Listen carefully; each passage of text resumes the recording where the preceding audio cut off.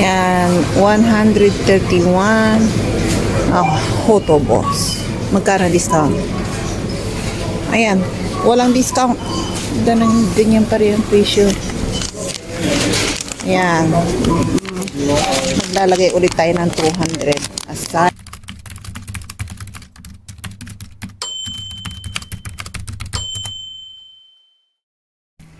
Ayan, punta tayo sa groceryan. Medyo malabo yung camera ko. Ayan. Ayan, nandito tayo sa elevator.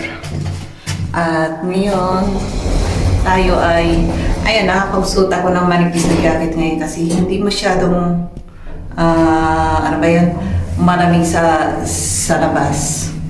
Ayan, naisuot ko yung, tagal na itong mga 15 years ng jacket na to. Galing pa to ng Taiwan, binili ng anak ko. Nakalimutan niya rito. Isinuot ko. Mga jacket ko, kuminsan galing sa mga anak ko eh. Ayan. Tara sa groceryhan. Ayan, ganito araw-araw ang buhay dito sa Czech Republic. Ayan, kain, tulog, grocery, laba. Ayan, araw-araw ganito ang buhay ko. My daily vlog. Yung daily life ko rito. Ganito ako rito araw-araw. Ayan, linggo ngayon. Pag nakakalabas ako, parang nakasimoy ako ng fresh air. Kasi sa bahay-bahay lang yun eh. Ayan, doon tayo sa groceryhan. At bibili lang ako ng konting tapos uwi na ako. Ayan, medyo malamig pala oh. Ayan na yung trailer. Ayan. Ang lamig pala, malamig yung simoy ng hangin. Ayan. Ayan. Sa mga nagbabalak magbakasyon dyan, tanongin lang ako rito. Niyo ako, kung gusto niyo maging tour guide niyo ako, kontakin niyo ako. Kasi alam ko ang mga pasikot-sikot dito para hindi kayo may scam dito, maraming scammer dito. Para hindi kayo maloko. Yan. Ayan, doon tayo sa punta tayo sa groceryhan. Ayan, may music na naman. Patayin na natin muna. Andito tayo sa elevator. Punta tayo sa grocery. Ayan, malinaw na naman yung ko, yung camera ko. Medyo gumanda na naman ako. Kasi gusto kong gamitin tong kamerang to. Kasi kapag nakikita ko yung mukha ko sa salamin, parang nagagandahan ako. Pero kapag medyo pangit ang kuha ko dyan, matamlay ako. Sino pa naman gustong pangit ang sarili sa salamin? Oh, di ba? Ayan. Parang batang-bata ako rito sa camera ko. Yan. Doon tayo sa grocery. Ay, maglakad-lakad muna tayo kung anong punta tayo doon sa New Yorker. Baka may makita tayong mga paninda doon. Ayan, dito tayo. At may music na naman.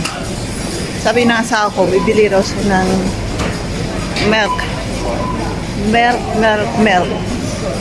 Ang bibilhin ko naman is ano ba yan? Yung pagkain ko lang muna rito. Halos araw-araw walang asawa ko eh. Hindi ako kumakain sa bahay. Makain lang yan sa gabi. Ayan. Ginagawa niyang hotel lang yung bahay namin. Ayan. Uwi lang siya, matutulog lang. Pagkagising, aalis na. Kawawa naman asawa ko. Yan, walang mura ngayon na mga paninda. Kaya ang mabibili ko para sa pagkain na. Wala pa rin yung tinapay na gustong-gusto ng asawa ko. Yan, para nakasawa ng mag-bake. Gusto ko rin bumili na lang ng tinapay. Kaya kainin namin sa bahay.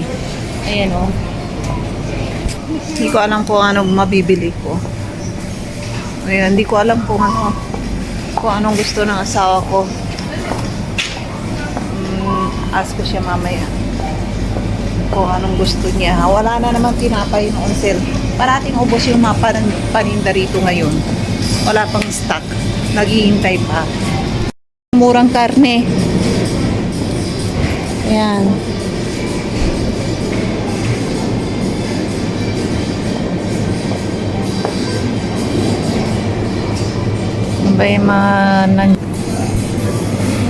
Ayan, nakabili ako nito. 42 lang na good sir. Ayan, bibili ako. 42 lang, nice price. Ay, ano pa. Kukuha ako na plastic. Nadala na ako sa bumili ako ng smoke fish dito. Hindi ko makain, matabang. Ay, hindi na ako bumili. Malansa pa, naglalaway ako nung kinain ko. Ayoko nang bumili, tinapon ko lang. Kaya hindi na ako bibili nun. Ayan, hindi ko alam kung anong, tinawagan ko yung asawa ko, wala pa rin yung bread niya. Sabi ko, siya na lang bumili ng sarili niyang bread para alam niya. Hindi ko alam kung anong bibilhin ko ngayon. Ayan, gusto kong magana ako. Noodles. Mas mahal pa yata yung noodles. Okay, yung adik talaga ako dyan sa beer. Hindi pa naman nag-o-unsel. Kailan kaya yung bang-unsel? Asan? Ayan. May malaki rito may malaking birel. Ibang kumpanya. Kaso nga lang, mas masarap ang birel kaya doon sa Cool ba ang pangalan nun. Ayan, hindi ko alam kung anong bibilhin ko. Bili ako ng pansit na lang kaya iluto ko para sa aming dalawa ng anak ko. Pansit, gusto niya pansit kaya pag papansit ako, ano kaya ihahalo ko. Ayan. Ayan, gusto ko ng ano kaya nga ihalo ko sa papansit ako Ayan, nangati ang mukha ko. Malaman ng mga rito, noodles. Ayan. May kikuman ako roon. Ayan. Kaya, pansit ba? Ayan, nakabili na ako ng ganito. Ayan Bumili ako ng Baguio beans. Parang ayaw ng anak ko to. Ano kayong kakainin ng bata yun? Arte-arte Ayan, bumili ako ng mushroom ngayon. It's on sale now. So, I bought one piece. Ayan. Namili tayo ng bawang. Baka pwede pa itong bawang na ito.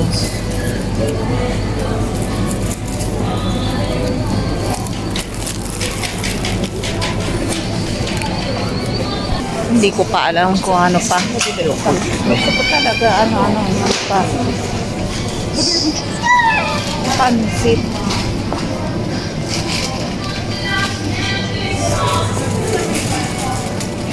Ayan ang daming bumibili ng mga unsel. Tingnan nyo rito, mga European yan tinitignan pa rin nila yung mga unsel na mga paninda. Kung anong mura, yun ang binibili. Ayan, halos araw-araw naman dito unsel ang daming unsel. Kaso nagkakandaubusan na nga kasi yung mga tao, yung mga kinukuha nila talagang mga unsel din. Ayan. Ayan, hindi ko na alam. Napapanaginip yan kuminsan yung tuyo. Kuminsan hindi lang tuyo. Yung yung galunggong. Naku! At saka yung pinakbet. Naku! Nananaginip ako sa mga gulay na yan. Wala rito kasi. Asam-asam ko mga gulay, wala. Kanina pa ako paikot-ikot dito. Hindi ko alam kung anong bibilin ko. Kasi pare-parehas yung naman. Nakakasawa, nakakaumay. Yung gusto-gusto ko mga pinakbet. Wala dito. Hindi ako makapagluto. Ayan. Ay, ito yung repolyo nila, oh. Pasaway na repolyo yan. Plastic na repolyo. Kapag nilaga mo yan sa with buto-buto, yung buto-buto, durog na. Yung repolyo, buo-buo pa rin, plastic pa rin. Kaya matatawa ka na lang sa repolyo nila rito eh. Pangatsara lang yan sa kanila. Kaya kung bibili kayo niyan, useless din. Hindi nyo makain o igigisa ninyo. Kung iatsara nyo, okay lang. Choice ako, adobong manok na naman ang ulamin ko nito. Araw-araw na lang adobo. Ako pala, bibili ako ng drinks. Ayan. Bibili ako ng birel. Use as usual, birel. Ayan, uwi na ako, nakabili na ako ng birel. Ayan o, nakasukbit sa malapit sa kilikili ko. Ayan, uwi na tayo. No choice. O, hindi pa kumakain yung anak ko na agahan, tanghalian. Ayaw niyong kumain. Busog pa raw siya. Ay, nako. Ano kaya yung luto ko?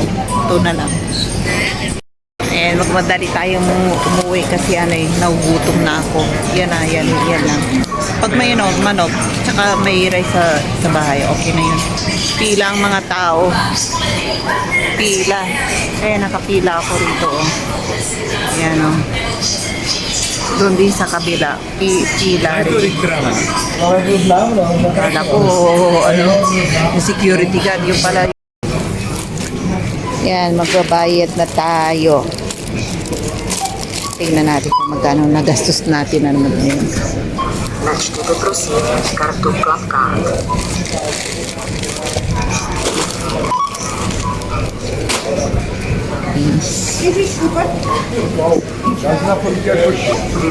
Bawang.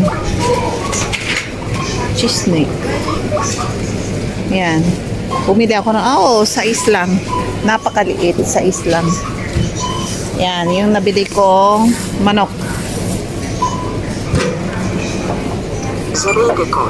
Ayan, 42 lang. 42. Pwede na yan. Hindi yan nag-o-on-sale ngayon lang nag-on-sale eh. Kung nag-o-on-sale man lang yan, ang presyo niyan, 55, 58. Eh ngayon nag-o-on-sale ka. Last na yan, kaya kinuha ko na. Ayan, itong biril ko, hindi pa nag-o-on-sale. Ito pa naman paborito ko. Ayan. Kaya kayo mapupunta rito, tikman nyo itong biril na ito. Mapapawaw kayo sa sarap. Kaya 130 minus discount. Wait lang. Ayan, 131. Hoto boss. Magkano discount? Ayan, walang discount. Ganyan pa rin ang presyo. Ayan. Maglalagay ulit tayo ng 200. Asar. Ayan, kinain na niya yung pera ko. Ayan, ticket.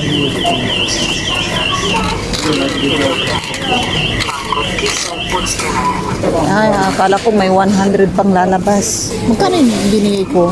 Magkano bang nagastos ko?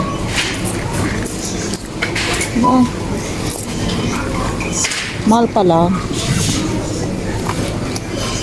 Akala ko 31 lang, 131 pala. Yan, uwi na tayo. Yan. Mamadali ako umuwi kasi yung anak ko, magluluto pa ako.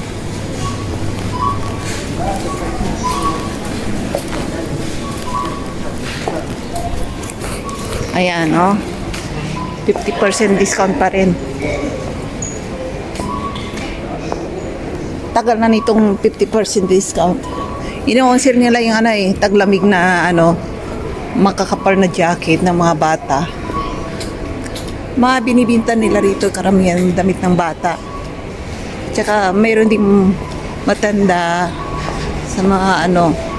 Kaso nga lang, ayaw kong bumili ng ano rito, ng damit ko. Pero okay lang sa mga bata kasi yung bata, isang taon o ilang buwan, lumalaki, ipamimigay na lang.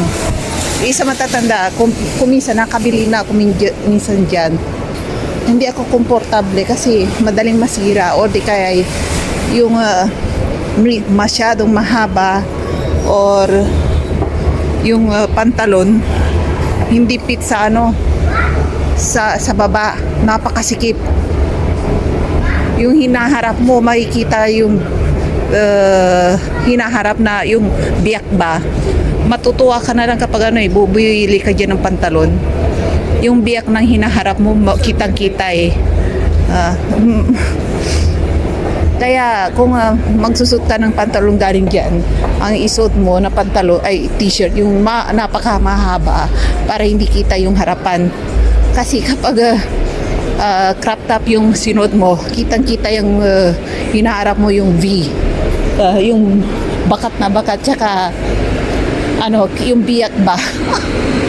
Matutuwa ka na lang sa ano hinaharap. Parang nahiya kang maglakad kapag naglakad ka sa harap ng mga lalaki. Tinitignan yung baba mo, hindi yung mukha mo Ayan ang train.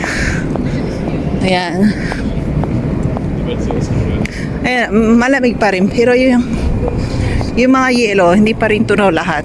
Yung mga puti-puti sa sahig, ice snow pa rin yan. Ayan. At uwi na tayo.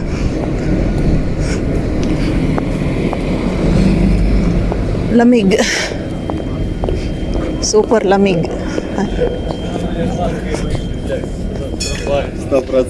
Видел, блядь? Ayan.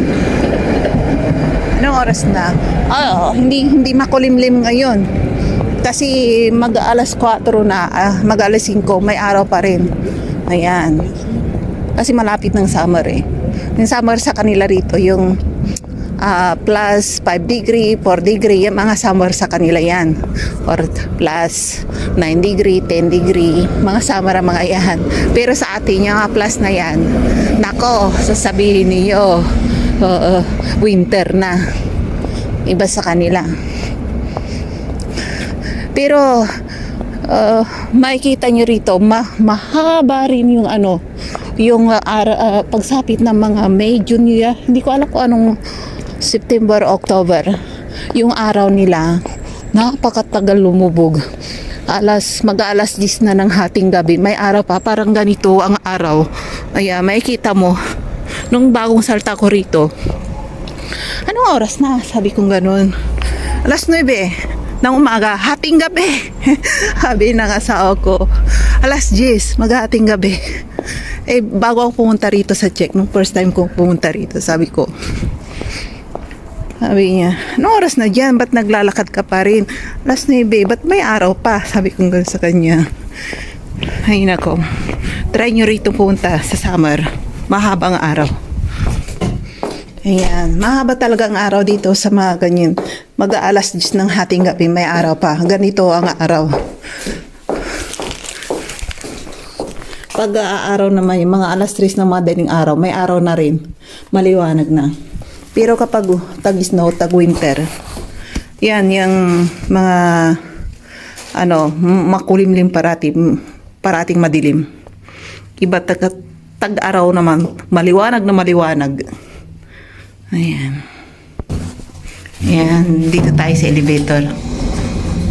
Maganda lang sa kanila, tourist area, maganda. Pero kapag winter, halos sarado lahat. Wala kang magalahan dito.